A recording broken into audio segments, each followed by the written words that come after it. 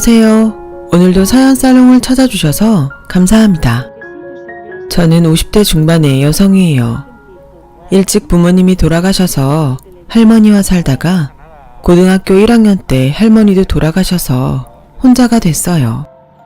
저희 집이랑 버스로 두 정거장 떨어진 곳에 계신 고모 할머니가 일주일에 두어 번씩 저를 보러 오셔서 반찬도 주시고 밥도 가끔 해주셨어요.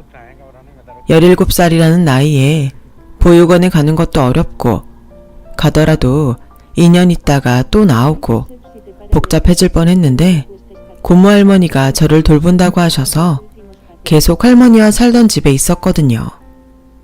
고모 할머니는 제가 그 집에서 계속 살고 싶어 하는 걸 알고는 일부러 저를 데려가지 않으신 거라서 더 고마웠어요. 가끔 제가 고모 할머니를 찾아갈 때도 있었는데 한 번은 집에 고모 할머니 아들이 와 있더라고요. 그분은 저를 보고 별로 반가워하지 않으셨어요. 아저씨하고는 가깝지도 않은 사이인데 왔다 갔다 하는 게 불편한 것 같았어요. 그래도 저한테 대놓고 언짢은 말을 하거나 기분 나쁜 행동을 하지는 않았어요. 아저씨는 고모 할머니와 가까운 데에 살고 있었어요. 고모 할머니네 2층 창문에서 아저씨네 골목이 보일 정도였죠. 일요일 이른 아침 시간에 간 적이 있는데 고모 할머니는 뒷산에 약수를 떠온다고 쪽지를 남겨두셨더라고요. 할머니를 기다리다가 저는 2층에 올라가서 밖을 보다가 수상한 걸 발견했어요. 아저씨네 집 마당에서 어떤 남자가 커다란 검은 가방을 갖고 주변을 살피면서 나오는 게 보였어요. 직감적으로 그 사람이 도둑이라는 걸 알겠더라고요. 저는 얼른 112에 신고를 하고서 죽어라 아저씨네 집까지 뛰어갔어요. 도둑이 막 대문을 열고 나오려고 할 때 저는 온몸으로 문을 막고서 못 나오게 했어요. 도둑은 막 욕을 하고 화를 내다가 안 되겠는지 담을 넘으려고 하더군요. 그때 파출소에서 순경 2명이 도착했고 도둑은 담을 넘자마자 순경들에게 잡혀서 차에 억지로 태워졌죠. 가족 전부 새벽에 절에 갔다 온 아저씨네는 이 사실을 알고 깜짝 놀랐어요. 아저씨는 도둑이 들고 나온 가방을 열어보고는 다리에 힘이 풀려서 주저앉더라고요. 거기에는 아저씨네가 이민 가서 쓰려고 바꾼 달러 뭉치와 비싼 폐물들하고 고급 식기와 장식품이 들어있었어요. 정말 고맙다 성현아. 이거 없었으면 우리 다 이민 가서 당장 직구할 돈도 없을 뻔했어. 네가 우리 가족을 살렸다. 아니에요. 제가 고모 할머니한테 신세 지는 거에 비하면 아무것도 아닌데요. 제가 도둑놈을 봐서 천만다행이었죠. 라고 하자 아저씨네 가족들도 저한테 몇 번이고 고맙다고 인사를 했어요. 고모 할머니도 저를 안아주시며 우리 성현이가 아주 복덩이야. 성현이 안 왔으면 어쩔 뻔했어. 니들 미국 가서도 성현이 잊어버리면 안 된다. 아저씨는 이민 가기 전에 저한테 2달 정도 쓸 생활비를 주셨어요. 이민 가면 돈 쓸 일도 많고 무슨 일이 있을지도 모르는데 아무리 제가 도둑을 잡았다고 해도 그렇게 챙겨주는 게 쉽지 않았을 거예요. 저는 고모 할머니와 공항에 나가서도 감사하다는 말을 했어요. 성현아, 열심히 살다 보면 좋은 날 꼭 온다. 뭐든 부지런히 열심히 해. 우리 어머니도 잘 부탁한다. 아저씨는 저한테 그 말을 남기고 가족들과 함께 비행기를 탔어요. 고모 할머니도 이제 저밖에 없었고 정말 단 둘만 남게 된 거죠. 저는 결심을 하고 고모 할머니네로 들어갔어요. 고모 할머니 밑에서 고등학교 3학년과 대학교 2학년까지 보냈어요. 나이가 많아도 건강한 편이셨는데 결국 몸이 약해지시더니 폐렴으로 돌아가셨어요. 아저씨 가족들은 그곳 생활 때문에 바로 올 수 없어서 제가 장례식장도 알아보고 상주 노릇도 하면서 고모 할머니 빈소를 지켰어요. 이틀이 지나서야 겨우 온 아저씨는 제 손을 붙잡고 눈물을 흘리셨어요. 우리가 성현이 덕을 정말 많이 보는구나. 정말 이 은혜는 잊지 않으마. 무슨 그런 말씀을 하세요. 할머니, 제 친할머니나 마찬가지셨어요. 장례식 후에 저는 아저씨한테 깜짝 놀랄 소식을 들었어요. 고모 할머니가 저한테도 재산을 좀 남기셨다는 거예요. 아저씨, 저는 이거 죄송해서 못 받아요. 제가 할머니 집에서 지내면서 받은 게 얼마나 많은데요. 네가 이러면 우리도 나중에 죽어서 어머니 얼굴 똑바로 못 봐. 그리고 네가 몰라서 그렇지 살다 보면 돈이 아쉬울 때가 얼마나 많은지 아니? 어머니가 아마 그런 것까지 생각하실 거야.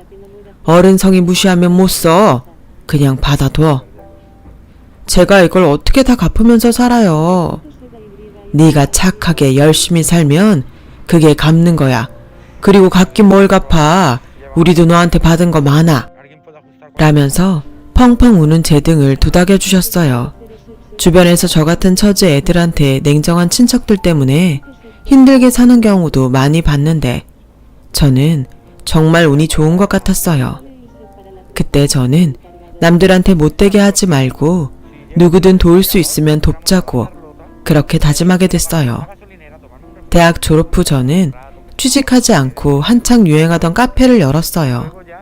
친할머니가 저한테 물려주셨던 집을 팔았던 돈이 있었거든요.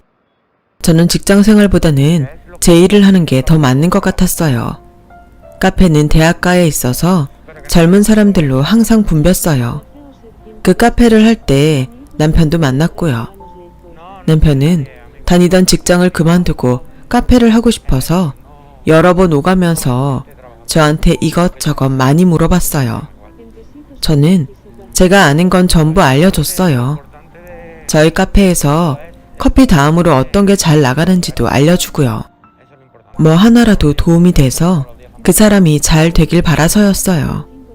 제가 받은 만큼 남들도 돕고 싶다는 생각에 그 사람뿐 아니라 알바생들한테 가끔 장학금도 줬거든요. 그렇게 인연이 돼서 결혼까지 하게 됐어요. 그 결혼이 제 인생에서 가장 지우고 싶은 그런 시간이 될 줄은 그때는 몰랐죠. 남편은 굉장히 다정다감하고 친절하게 다가왔어요. 항상 먼저 웃으며 이야기를 했고 뭐든 배려하고 양보했죠. 그 모습에 저는 더 그 사람을 많이 도와줬던 것 같기도 해요. 결혼 전에 남자 부모님을 만났을 때도 그 사람은 엄마 아빠 성현씨 진짜 대단한 사람이에요. 젊은 나이에 대학가에서 제일 잘 나가는 카페 사장이잖아. 다른 사람 도움 없이 혼자서 이룬 거라고요. 이게 진짜 대단한 거예요. 그런 사람하고 결혼하면 뭐든 잘 될 것 같아. 제 집안 환경을 못마땅하게 생각하는 부모님한테 제 칭찬만 했어요. 저는 그런 모습에 감동했고 결혼해서 정말 잘해야겠다고 마음 먹었어요. 결혼하고도 남편은 저한테 잘했어요. 카페에도 제일 먼저 나가서 준비도 하고 청소도 도맡아 했어요. 하지만 그게 전부 저를 속이기 위한 거였다는 게 곧 드러났어요. 결혼하고 6개월쯤 지나서부터 남편은 슬슬 독립 얘기를 꺼냈어요. 카페 이름을 다르게 해도 내가 2호점이라고 확실히 할 거야. 간판에도 그렇게 넣을 거고 나도 혼자 힘으로 얼마나 할 수 있는지 확인도 해보고 싶어. 솔직히 당신은 사장이니까 알바생들도 나는 놀고 먹는 사람으로 보는 것 같단 말이야. 그러게 회사를 누가 그렇게 일찍 관두래. 재정 상태도 그렇고 내가 가게를 할 수 있는지 다 꼼꼼히 본 다음에 했어야지. 당신은 다 좋은데 그런 거 좀 덤벙대는 것 같아. 난 이만하면 됐다고 판단했어. 그동안 카페에서 실무 경험도 많이 쌓았잖아. 한번 해보고서 정 힘들면 그때 다시 생각해보면 안 될까? 라며 매일 어린애처럼 조르는데 결국 저도 그러자고밖에 할 수 없었어요. 남편은 엄청 좋아하면서 다음날 카페 자리부터 계약을 하고 오더군요. 그러더니 인테리어 주방 기구며 바로바로 다 들여오더라고요. 그동안 머릿속으로 다 구상을 하고 있었던 거죠. 남편은 약속대로 카페 간판에 저희 카페 2호점이라는 문구를 넣었어요. 그렇게 오픈을 하고 한 석 달 정도는 제가 양쪽 카페를 왔다 갔다 했어요. 남편 카페가 잘 돼야 한다는 생각에 신경이 쓰여서 가만히 있을 수가 없었거든요. 남편과 제가 열심히 노력한 덕분인지 카페는 예상보다 빨리 자리를 잡았어요. 1년 가까이 됐을 때에는 수익도 굉장히 좋아졌고요. 이제 당신이 더 이상 신경 안 써도 되겠다. 이제 당신 카페에만 집중해. 나도 돈 잘 버는 카페 사장이라고. 그러게 이렇게 빨리 잘 될 줄은 진짜 몰랐어. 요새 워낙 이런 요거트 종류 파는 카페들이 인기라서 그런 것도 있으니까 앞으로도 흐름을 잘 파악해야 돼. 라며 충고를 했지만 남편은 신이 나서 제 말을 제대로 듣지는 않는 것 같았어요. 그 뒤로 남편은 점점 변해가더군요. 언젠가부터 집에 들어오는 시간도 늦어지나 싶더니 아예 외박을 하는 날도 생겼어요. 다 카페 일 때문이라고 하니 저는 더 뭐라고 할 수도 없었죠. 원재료가 제때 안 들어오거나 시설에 문제가 생기면 그럴 수도 있거든요.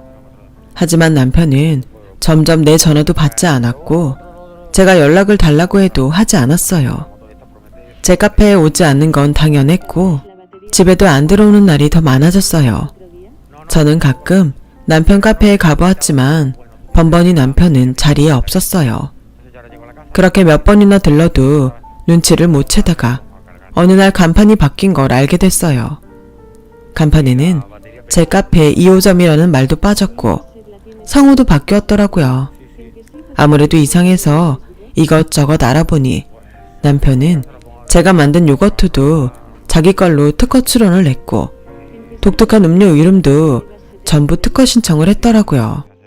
제가 취소를 하려고 애를 썼지만 그러는 사이 특허는 나왔고 저한테는 남은 게 아무것도 없었어요. 제가 흔들려서인지 카페도 점점 손님이 줄었고 알바생들도 관뒀어요. 그러다가 정말 충격적인 걸 알게 됐는데 남편이 저희 카페에서 디저트 만드는 직원을 빼간 거였어요. 그 직원은 제가 옮기는 걸 찬성했다는 남편 말을 그대로 믿고 월급을 올려준다니까 좋아서 갔더라고요. 모든 사실을 알고 나서는 미안해했지만 어쩌겠어요. 하지만 저는 그 직원이 저한테 한마디 말 안 했던 게 어느 정도는 남편 혼자 일을 벌이는 걸 알아서라고 생각했죠. 남편은 물론이고 직원한테도 너무나 큰 배신감을 느꼈어요. 남편과 연락하기 위해서 계속 전화를 걸었더니 결국 받더군요. 진짜 귀찮게 왜 이래? 뭐야? 무슨 전쟁이라도 났어? 당신 지금 어디야? 꼭 만나야겠으니까 얼른 어디 있는지 말해. 안 그러면 나도 가만 안 있을 거야. 라고 으름장을 놓자 남편은 그제야 자기가 있는 곳을 알려줬어요. 기가 막히게도 그 사람은 고급 호텔에서 지내고 있더군요. 저는 거기서 남편이 다른 여자와 팔짱을 끼고 나오는 걸 똑똑히 봤어요. 그날은 온몸이 떨리고 진정할 수가 없어서 지켜볼 수밖에 없었어요. 남편은 그 호텔을 나오자마자 다른 곳으로 옮겼어요. 제가 찾아오지 못하게 하려는 거였죠. 그 호텔에서도 남편은 전에 봤던 여자와 같이 들락거렸고 저는 큰 맘 먹고 두 사람이 나오는 걸 기다렸다가 그 앞에 나타났어요. 남편은 눈 하나 꼼짝하지 않고 오히려 짜증을 내더군요. 여길 어떻게 왔어? 지금 나 미행했어? 와, 진짜 미치겠네. 라더니 제 팔을 붙잡고 여자한테서 멀리 떨어져서는 사람이 왜 그렇게 눈치가 없어? 내가 집에 안 들어가고 전화 안 받으면 끝이라는 건 몰라? 꼭 하나하나 찝어서 알려줘야 돼? 우리가 가볍게 연애하는 사이야? 몇 번 보고 말아도 되는 거면 나도 그렇게 생각하지. 우리 부부야. 그러니까 나도 이러는 거지. 그게 뭐가 그렇게 대단한데 10년, 20년을 살아도 헤어지는 마당에 꼴랑 1, 2년 살았다고 엉겨붙지 말라고. 되게 질척거리네. 남편 말에 충격을 받은 저는 시댁을 찾아갔어요. 그런데 시어머니는 한술 더 떠서 저를 대문 밖에 세워두고는 네가 우리 준우 사는 데까지 쫓아가서 난리 폈다며. 사람이 살다 보면 마음이 변할 수도 있는 거지. 너도 참 구질구질하게 산다. 사람이 맺고 끊는 게 깔끔해야지. 어머니, 이게 그럴 일은 아니죠. 엄연히 제가 아내이고 이혼을 한 것도 아닌데 집에 들어오지도 않고 다른 여자를 만나잖아요. 그럼 이혼해. 네가 그렇게 이해심이 부족하면 이혼하면 될 거 아니야. 이래서 가정환경 나쁜 애들은 안 된다니까. 무슨 일만 생기면 지들이 피해자인 척해. 네가 오주개를 못살게 굴었으면 그 착하고 네 편만 들어주던 준우가 밖으로 놀고 집에 안 들어가겠냐고. 라는 시어머니의 억지에 말문이 막히는데 안에서 시아버지까지 동네 창피하게 시끄럽게 굴 거야. 얼른 보내고 들어와. 저는 그제야 이 집 식구들이 똘똘 뭉쳐서 저를 쫓아내기로 했다는 걸 깨달았어요. 카페에서도 제가 만들었던 요거트와 음료를 팔 수 없게 됐고요. 남편은 처음부터 저한테 마음이 있었던 게 아니라 저희 카페 운영 요령과 저만의 메뉴가 필요했던 거였어요. 저는 하루아침에 모든 걸 잃고 말았어요. 이혼 서류도 남편이 선수를 쳐서 보냈더라고요. 제가 의부증이라면서요. 남편과 이혼하고 한동안 정신이 딴 데 가 있는 것처럼 살았던 저는 뉴스에서 어떤 시민이 소매치기를 잡는 걸 봤어요. 그러자 어릴 때 제가 아저씨네 도둑을 잡았던 게 떠오르더라고요. 고모 할머니와 아저씨도 생각났고요. 부지런히 열심히 하면 뭐든 된다는 아저씨 말을 다시 한번 믿어보기로 했고 도둑을 잡던 용기를 내서 다시 시작했어요. 저는 그때까지 손대지 않고 있던 고모 할머니가 주신 예금을 찾았어요. 그리고 해외에서 바리스타 자격증을 딴 사람에게 열심히 커피를 배웠고 어떤 음료에 어떤 디저트가 어울리는지 전문적으로 공부했어요. 전에는 제가 생각나는 대로 제 마음에 드는 메뉴들을 만들었는데 이제는 철저하게 시장을 분석한 자료를 바탕으로 메뉴판을 구성했어요. 매장도 신도시에 젊은 사람들이 많지만 아직 가게가 많지 않은 곳에 아담한 곳을 골랐어요. 저는 새벽부터 밤늦게까지 카페 일에만 매달려서 지냈어요. 시간이 어떻게 가는지도 모르고 미친 듯이 일만 하면서 살았던 시간이었습니다. 전 남편과 시댁 때문에 억울하고 분할 때에는 더 일에 몰두했어요. 꼭 이 일을 성공해서 보란듯이 잘 살겠다고 그 생각만 하며 힘든 시간들을 버텼어요. 1년쯤 지나자 저희 카페가 입소문이 나면서 블로거들도 많이 찾기 시작하더라고요. 그러면서 카페에 손님이 더 많아졌죠. 사람들이 붐비는 시간대에는 대기표를 나눠줄 정도로 인기가 많았어요. 그러자 외국에서 베이킹을 공부하고 온 사람이 자기와 같이 해볼 생각이 없냐고 제안을 해오더군요. 전에 한번 디저트 만드는 직원한테도 배신을 당한 적이 있어서 신중했어요. 그 사람은 이미 자기가 운영하는 빵집도 있었고 거기도 꽤 잘 되는 중이었어요. 저는 제 사업을 확장하고 싶거든요. 카페에서 간단하게 아침으로 저희 샌드위치나 토스트 같은 걸 내면 좋을 것 같아요. 박성현 씨가 카페를 전체적으로 잘 운영하시고 커피 맛도 좋고 디저트도 센스가 있어서 같이 해보고 싶어요. 저는 그 사람 가게에 대해서도 꼼꼼하게 조사하고 주변 평판도 알아봤어요. 다행히 그 사람은 사업적으로 철저했고 저한테 한 말도 빈말이 아니더라고요. 저는 조심스럽게 그 사람과 일을 시작했죠.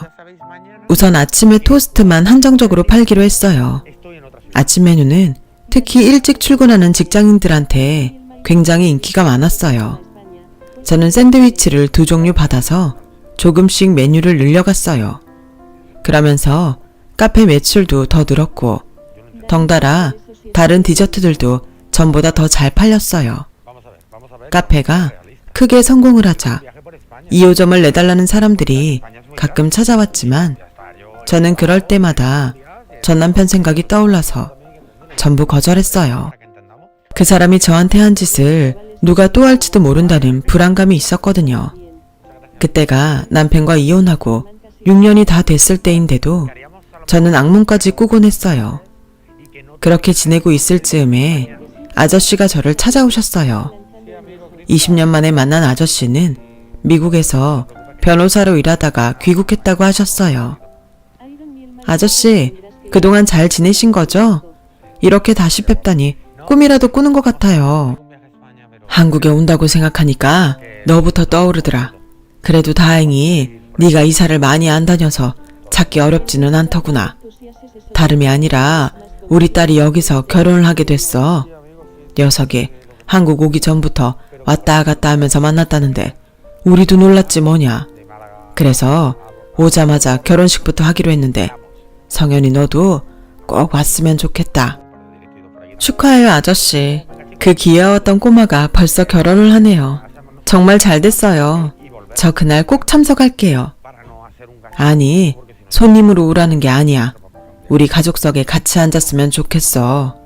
어머니도 그걸 바라실 것 같아서 말이야. 미국에서 힘들 때마다 네가 많이 생각났거든. 네가 우리 돈하고 귀중품하고 안 찾아줬으면 어쩔 뻔했냐는 말도 많이 했다. 그게 다 인연인 것 같다고 말이야. 먹고 사느라 바빠서 연락은 잘 못했지만 이제라도 가족처럼 지냈으면 좋겠다. 라는데 감격스럽기도 하고 그동안 보냈던 세월이 생각나서 펑펑 울어버렸어요. 아저씨는 제 전남편과 시댁 얘기를 듣더니 어떻게 그런 사람들이 있냐며 막 화를 내셨어요. 걱정하지 마라. 앞으로는 아저씨랑 우리 집사람이 너 그런 일 안 당하게 해줄게. 라며 토닥여주시고 결혼식 전에 저 입으라고 한복까지 보내주셨어요. 그리고 결혼식 날이 돼서 저는 한복을 입고 강남에 있는 미용실에서 머리와 화장까지 받고 결혼식장에 갔어요. 제가 너무 일찍 도착한 바람에 아저씨네 가족이 자리에 없었어요. 저는 신랑 측 사람을 보다가 어딘가 낯이 익다 싶어서 살폈거든요. 그런데 그 사람이 전에 제 결혼식 때 신랑 측 축가를 불렀던 전 남편 친구였어요. 저는 몸이 떨리기 시작했어요. 화장실에 가서 정신을 가다듬고 나와서 한쪽에 숨어서 신랑 측을 봤죠.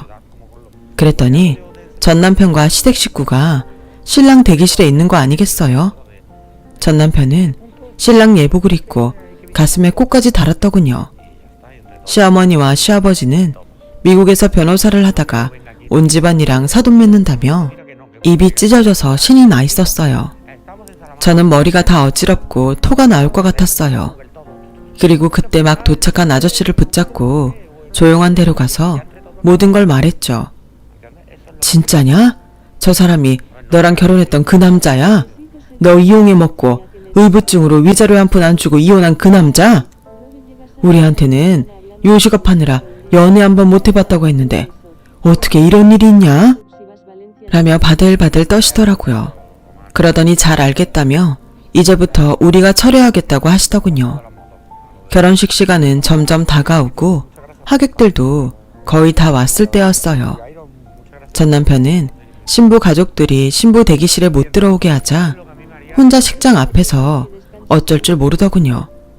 그러다가 신부를 빼고 아저씨와 아주머니만 나왔고 그에 맞춰 웬 건장한 남자 두 사람이 식장에 왔어요. 박준우 씨 맞으시죠? 당신을 사기 혐의로 긴급 체포하겠습니다. 묵비권을 행사할 수 있고 변호사를 선임할 수 있습니다. 저희랑 같이 서로 가시죠. 아니, 제가 무슨 사기를 쳐요. 이게 무슨 일이에요? 장모님, 장인어른, 저 억울합니다. 저 아무 짓도 안 했어요. 라며 버티는 전 남편 앞에 제가 나타났어요. 전 남편과 시댁 식구들은 귀신이라도 본 것처럼 넋이 나갔더라고요. 아무 짓도 안 해? 이혼하고 다른 여자하고도 사귀는 거 다 속였고 요식업체 사장이라는 것도 다 거짓말이잖아. 당신 카페도 그때 2년 더 장사하고 접었다던데 여자들 꼬셔서 돈 뜯어내고 골프나 치러 다니는 거 내가 모를 줄 알았어? 라고 하자 시어머니가 제 머리채를 잡으며 이 나쁜 년이 어디서 거짓말이야. 2년이 내 아들 지 뜻대로 안 되니까 지금 억지 부리는 거예요. 잡아가려면 2년 잡아가요. 할머니도 콩밥 좀 먹게 해줄까요? 어디서 2년 전년이에요.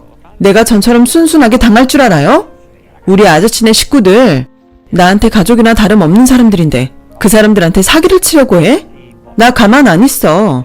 전에 나한테 했던 짓까지 모조리 다 고소할 테니까 그렇게 알라고. 라며 시어머니를 뿌리치자 그제야 남편은 저와 아저씨네가 보통 사이가 아니란 걸 눈치채고 그 자리에서 무릎을 꿇었어요. 내가 잘못했어. 장인어른, 잘못했습니다. 저 이렇게 잡혀가면 끝나요. 한 번만 봐주세요. 여보, 나 한 번만 봐주면 안 될까? 내가 정말 잘못했어. 라는데 경찰들은 남편을 보고 기가 막히다는 표정을 지으며 일으켜 세웠어요. 전 남편이 경찰한테 끌려가자 그제야 시어머니는 아저씨한테 싹싹 빌면서 사돈어른, 우리 아들이 모자란 게 있겠지만 젊을 때 실수 한두 번 할 수 있는 거 아니겠어요? 한 번만 용서해 주세요. 무슨 용서를 해요? 우리 딸 신세 망치려고 한 놈인데. 그리고 우리 성현이 혼자라고 그렇게 무시하고 말도 안 되는 소리 해가면서 위자료도 안 주고 이혼했잖아요.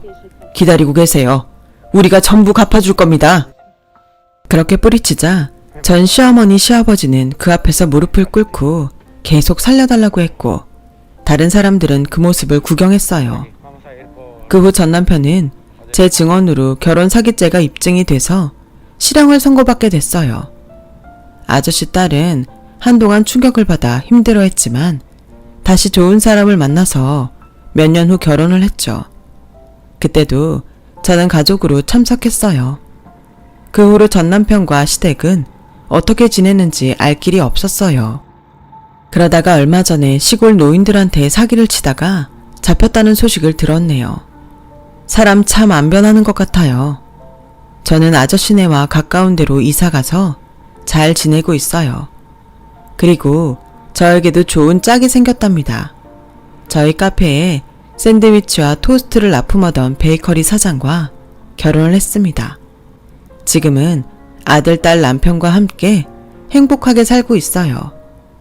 자기가 하는 대로 받는다고 살아가는 동안 좋은 일 많이 하고 살면서 자식들도 복 많이 받고 사는 삶이 되었으면 좋겠다는 생각을 하곤 합니다. 제 긴 이야기 들어주신 분들 모두 다 건강하시고 매일 행복하고 좋은 일만 넘치시길 바랄게요. 감사합니다. 여러분, 사연 댓글에 응원과 현명한 조언 부탁드려요. 좋아요와 구독은 저에게 큰 힘이 됩니다. 오늘도 좋은 일 가득하세요.